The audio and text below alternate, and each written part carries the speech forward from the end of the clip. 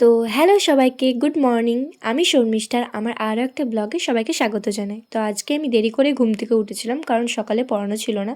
তারপরে তুড়ি মেরে আমি বিছানাটা গুছিয়ে নিই, তারপরে বারণটা নিয়ে ঘরটা ঝাড় দিচ্ছিলাম আর একটুখানি দেখছিলাম নিজেকে যেভাবে কেমন লাগছে। তো তারপরে আমি বাইরে এসে একটু ঘুরে ঘাড়ে আবার চলে আসি ঘরে, ব্রাশ ট্রাশ করে ফ্রেশ হয়ে তারপরে আমি আবার গরম জল খেয়ে নিই। তারপরে চা আর বিস্কুট খেয়ে আমি চলে আসি রান্না করতে, কারণ আজকে রান্না চাপাতে অনেকটাই দেরি হয়ে গেছিলো। তো ভাতটা চাপিয়ে দেওয়ার পর আমি দেখি মা আর বাবার ফটোটাতে তুলো পড়েছে। আর তোমরা সবাই আমাকে কমেন্ট করেছিলে যে আমার মাকে, মা বাবা কাউকে আমি দেখাই না কেন, তো আজকে দেখিয়ে দিলাম এটা আমার মা আর বাবা। তো তারপর আমি ডিম ভেজে নিই। তো ডিম ভাজার পরে আমি ফুলকপিটাও ভেজে নিই। আর আজকের মেনুতে ছিল আরেকটা জিনিস, সেটা হচ্ছে ডাল।